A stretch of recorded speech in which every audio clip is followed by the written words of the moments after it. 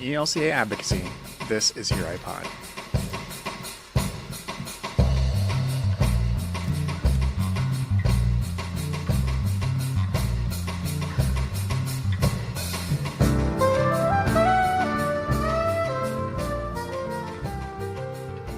There's so much happening in our communities every week and every day that are impacted by policies at the local, state, and federal levels. Here I Pod focuses on one aspect of what's happening each episode by talking with faith-based advocates as well as showing steps that you can take in your own advocacy efforts. In this episode, we're going to look at issues related to climate, energy, and the environment. You'll hear from professors, pastors, and policy directors in this episode, and be sure to stick around to the end to learn about how you can reach us. In this first segment, we'll hear from Joey Chen, our Hunger Advocacy Fellow, who is going to provide some examples of the many ways that Lutherans have pursued environmental justice and taken steps toward ecological conservation. And with that, I'll hand it over to Joey. The history of Lutherans engaging in the work of environmental justice is filled with countless examples of individuals, families, and churches taking steps to care for our environment and create a sustainable future. One of these examples is St. Thomas Lutheran Church in Bloomington, Indiana. And in the 1980s, St. Thomas took the small step of ending its use of plastic foam cups. But they didn't stop there, and they continued to build upon that initial step and went on to improve their building's insulation and infrastructure. They also purchased energy-efficient appliances and installed LED lights in their sanctuary. So churches all over and across the ELCA are taking similar steps towards sustainability. But synods are also doing this work as well. In 2014, the Minneapolis Area Synod of the ELCA created the Eco-Faith Network Initiative, offering resources for congregations seeking to implement sustainable practices. The Eco-Faith Network has specifically helped congregations move to using solar energy and have engaged in advocacy work around advancing Indigenous rights and climate justice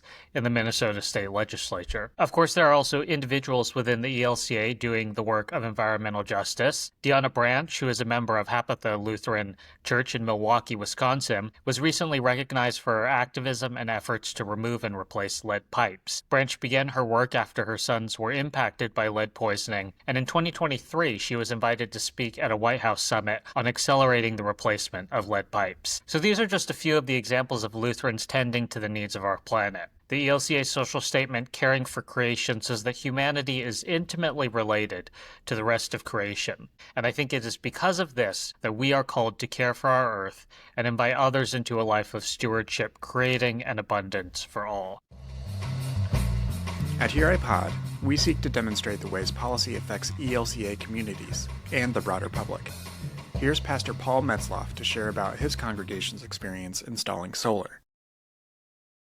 My name is Paul Metzloff, and I'm the pastor at Reformation Lutheran Church in Rifton, Pennsylvania. We installed a solar array on our church building in late 2023. The total cost of the array was $75,000, which was funded partly by the congregation and partly with a 2-for-1 matching grant from a local organization, the Berks County Community Fund. We did this as a concrete way to live out our faith by caring for God's creation. In 2024, we filed with the federal government under the Inflation Reduction Act to get the rebate offered for installation of the system. We were eligible to receive 40% of the total system cost since our county is a historically energy-producing area.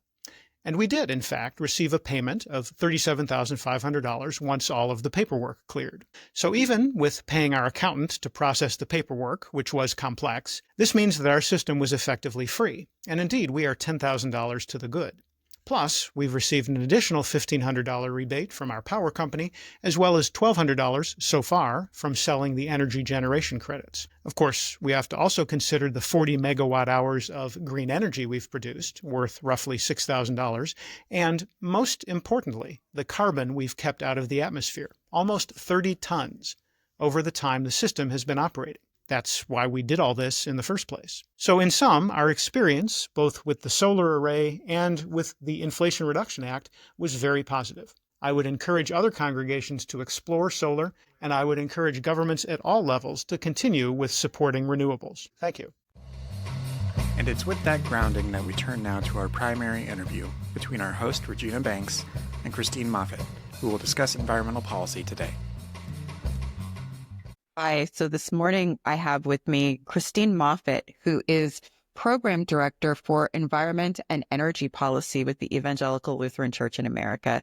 Good morning, Christine. Good morning, Regina. Good to see you. Good to see you as well. So tell me, how do you come to this work as Program Director for Environment and Energy? What brought you to CA? Wow, good question. Yeah. So I grew up outside of Houston, Texas. If you're, familiar with the Lutheran world, that's not a Lutheran stronghold down in Texas. But my parents are Midwest transplants, as one is when they're Lutheran. And so I grew up in the Lutheran church. My aunt's a Lutheran pastor. But I wouldn't say that's really what connected me to the ELCA right away. I mean, in that way, I've been connected for many years. But like many people in congregations, you don't really know what the ELCA is. You go to this church, you love the people in the pews next to you. It wasn't until much later, and I'll say my interest in environment really came more apparent quicker. And I think that's just growing up in an area that is so prone to disaster, but also where, we're on the Gulf Coast, pretty close to Galveston, and you drive 5 miles and you hit some sort of petrochemical or oil refinery. And so I always found it so interesting living in that place. And then, my house flooding 5-6 times growing up from a hurricane or a storm.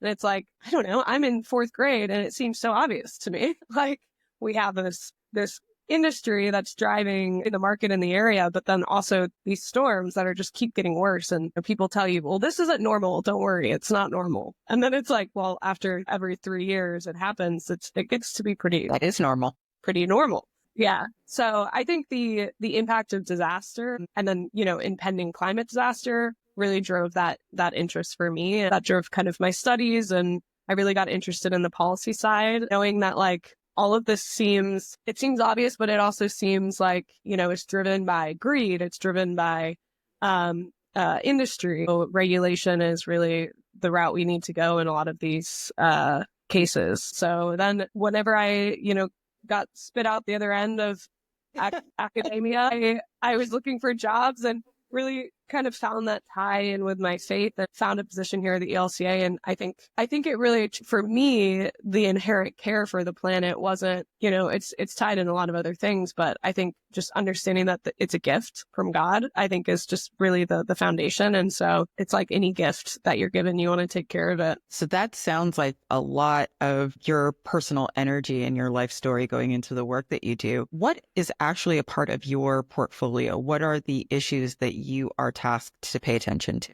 Yeah, good question. So the ELCA obviously has social teachings that guide a lot of our advocacy. And so for the longest time, the environment portfolio was really just grounded in the social statement, Caring for Creation, which it was written in 1993. That was before I was born, to be honest. So if you read it, it's like they don't even have the word, climate change wasn't even a word at the time. For that portfolio, like for my portfolio that I stepped into, for that to be the only grounding document, it was kind of stale. Sure. I mean, there's a lot of really, really good stuff in there, really like centered on, solidarity, sufficiency, sustainability. Like those tenets are still really applicable, but they passed a social message on, it's titled Earth's Climate Crisis. And that one really talks about like our responsibility as people of faith to address the climate crisis, climate change, and our hand as humans in that and driving that. It talks about justice concerns, environmental justice. So it really expanded my portfolio. Climate change is a huge, huge chunk of the portfolio, as well as, conservation, caring for creatures, and environmental justice, which goes beyond, obviously, the intersections of systematic injustice, and then therefore with like land and the environment. And then lastly, disaster. So, we have a lot of ministries that work in responding to disaster, and that often felt separate from our advocacy. And so we've really tried to ramp up the connections between, okay, yes, we respond to disaster, but how can we also build resiliency before and after disasters? And that really has a natural link with environment and energy as well. So is that primarily what you had been working on before last year? Yeah. And I think right before this huge shift. Yeah. I think the core themes of my portfolio are remaining the same, but I will say what is changing is where we're at in the conversation. Yeah. So I think you would probably see this across issues, but just to give like a tangible example, the previous administration, with the help of Congress, I think it actually only Dems voted for it, but the Inflation Reduction Act, that provided historic investment into clean energy. And that was really the boost that we needed in the US to make a transition, diversify our energy. And that investment, that boost, and the programs that were set up to help, further that investment, that's kind of the first step. And then after the cascading effects, it's like, oh, great, we have these investments. Well, now we realize it takes a long time to actually build out this clean energy. Okay, so next step is permitting. And then the next step is hyper-localized investments and how to reach rural communities that don't have even access to maybe more traditional energy or broadband or stuff like that. So I think we were in the process of building upon legislation that was passed. Now, when you have such a switch in the government, it takes you back. Right, because they're wanting to repeal some of those programs and that progress. So instead of being like halfway, like, okay, now we have the investment. Let's make the permitting a little bit easier or speed up the process. Now you have to go back and be like, okay, actually, we don't have the investment, or we need to fight for the investment. Do you know of individual congregations that have been affected in this way? Congregations that had started projects for energy conservation or renewable energy and now are stopped in their tracks? Yeah, that's a great question and a great example kind of what I'm talking about, because, when the government messages a priority like clean energy investment, so they provide incentives like tax incentives. In the Inflation Reduction Act, they did that with a special provision called direct pay, so that nonprofits that don't pay taxes can also have this incentive, because otherwise individuals are getting like a tax incentive. But nonprofits and churches could, depending on which tax incentive they wanted to use, put solar panels on their roof, get a heat pump for their building to help with their heating. They could invest in putting EV chargers in their parking lot. Those are just some examples. And then they could get direct pay. So 30% of that cost would be paid out to them by the federal government. And it's a one-time investment, ideally. And so with that messaging, us, along with other faith groups and nonprofits, were really, kind of like yelling from the rooftops, like, this is a great opportunity for churches. Obviously, if you care about creation and the climate benefits, but even if you just want to drive down your energy costs, because with solar, the biggest hurdle is the initial investment. And then after that, you're generating your own electricity. In some cases, you can even sell it back to the grid. So we're hearing, because these programs have been out for less than 2 years, the IRA was passed, in the fall of 2022. And really the programs weren't rolled out until after that. We finally were able to get people on board, and people were able to raise money. Churches were able to raise money, install solar panels on their roof. I'm hearing from churches directly, we have the solar panels. We've paid this much money.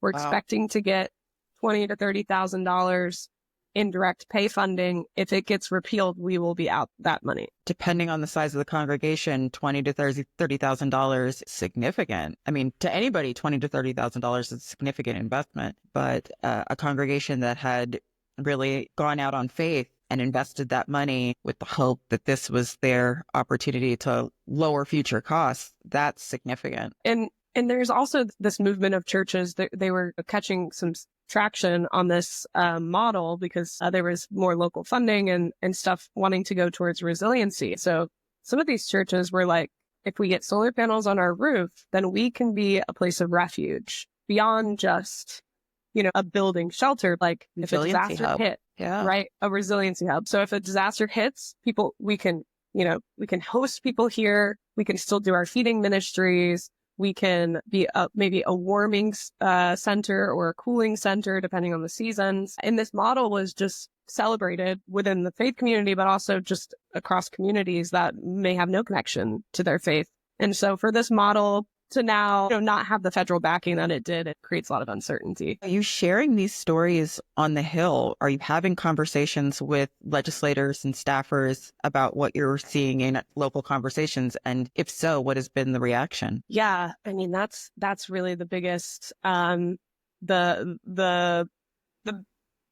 biggest driver of my work right now. You'll hear time and time again people talking about getting really tangible local stories out. And so right now, obviously, Republicans hold the halls of power right now. And so in a lot of these cases, these churches I'm talking about are in Republican districts. And we have really tried to reach out to these offices and provide like exact, this is the church, this is where it's located, these are their financials, this is how the community would be impacted. And we have gotten actually quite a bit of positive feedback from that. I think it's an angle and it's an impact of these credits that people aren't thinking about. It might not be your first thought, like, oh, this technical energy production provision is going to like churches. So I think it's really important for us to bring that to the surface. And just also stressing the importance of churches beyond just on Sunday.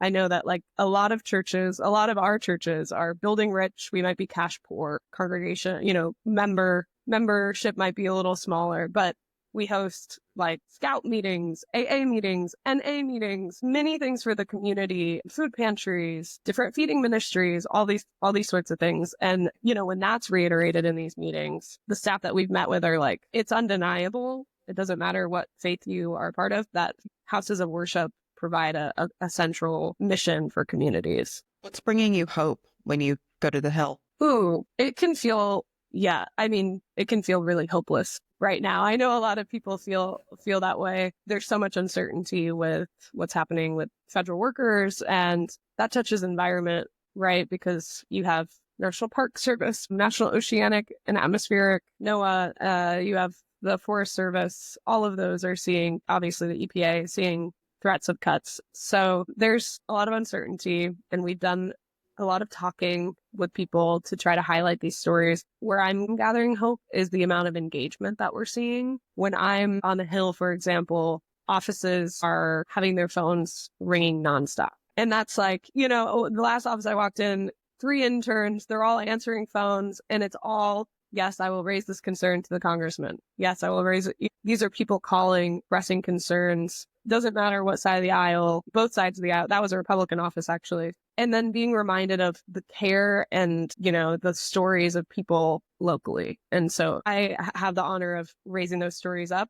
But every time I hear one, it gives me hope to see these like obscure policy things that I feel passionate of fighting for. But then sometimes you're kind of like, what is even the point? Because you have to fight for it so much. And then you get in the weeds and you're like, I don't even know which way is up now and what this policy does. And then you hear about how it's impacted someone's life. And it's hard to not leave hopeful in that sense. Christine, where have you seen the gospel at work recently in your work? Yeah, I think the way that I've seen people supporting people, like people growing up, we used to talk about like every day trying to identify where you've seen Jesus today. And typically we're seeing Jesus in other people, and like as a teenager walking around school and being like, okay, I have to think about where I've seen Jesus today. And it would always be kind of these small moments that otherwise maybe you wouldn't notice. But I think that's helped me cultivate this sense of hope. And I think if I'm going to say that here, where have I seen Jesus in my work? It's the brave people that are speaking up, and those people that are speaking up when it's not easy to speak up and connecting. And maybe it's their first time ever speaking up. I've seen some pastors that are like, I don't know, I feel like a little weird. I've never done this before, but my congregation's really scared. And I think I need to tell that story. That is just, it's not easy to be a public face right now. It's not easy to be like a public speaker. It feels like people are getting attacked for what they say. But, yeah, just people's willingness and bravery, I think, is where I'm seeing the gospel at work right now.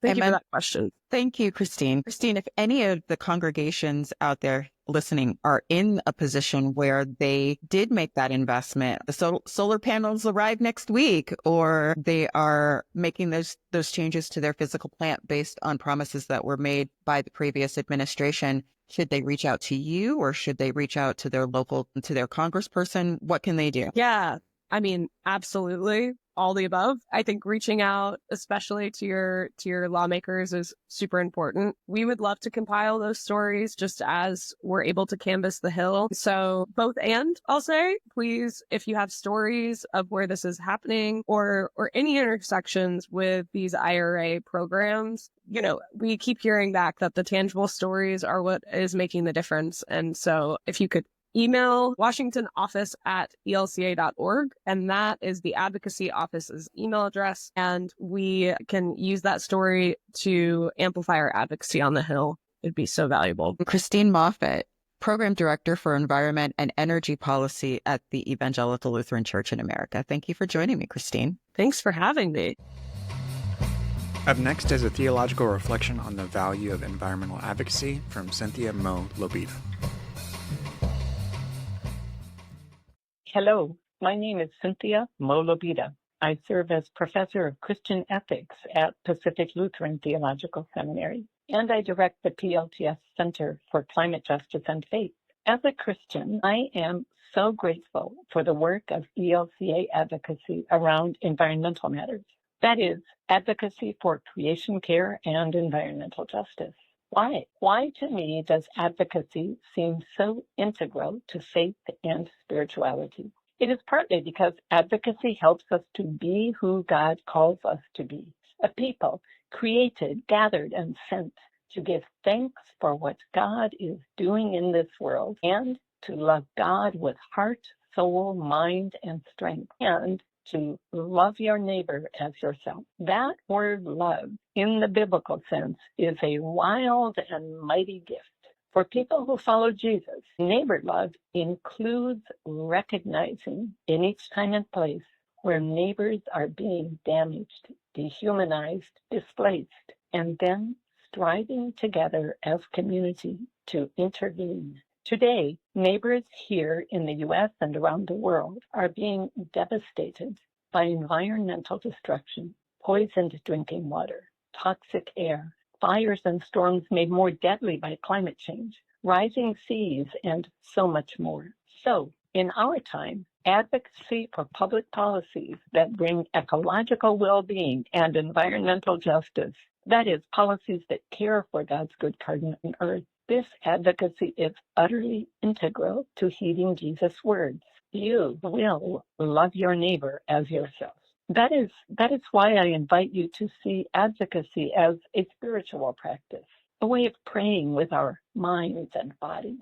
Advocacy, it turns out, is a vitally important finger in the hands of healing. God's work, our hands, and one crucial finger on those hands is advocacy. Martin Luther, would be smiling at all who practice advocacy in the name of neighbor love.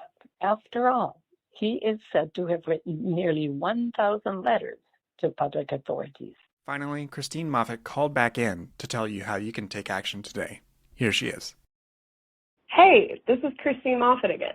I just wanted to tell you, if your convictions around climate and creation care are calling you to act, please use our newly released action alert on our Action Center, which you can find at elca.org/advocacy/action center. And if you want to engage with other Lutherans in this work around caring for creation, check out Lutherans Restoring Creation at lutheransrestoringcreation.org. And finally, please join our ELCA Advocacy Network. You can sign up at elca.org/advocacy/signup to receive alerts about issues we're working on and direct links to contact your representatives. Thank you so much for adding your voice. It brings me hope to be in this work with you. Thank you for listening to this episode of Here I Pod. Be sure to subscribe on your favorite podcast app as well as on YouTube, where we're at ELCA Advocacy. If you'd like to leave us a voice message, please call at 866-740-3522. That's 866-740-ELCA. You can also send us an email at elcaadvocacypodcast@elca.org. Thanks for listening.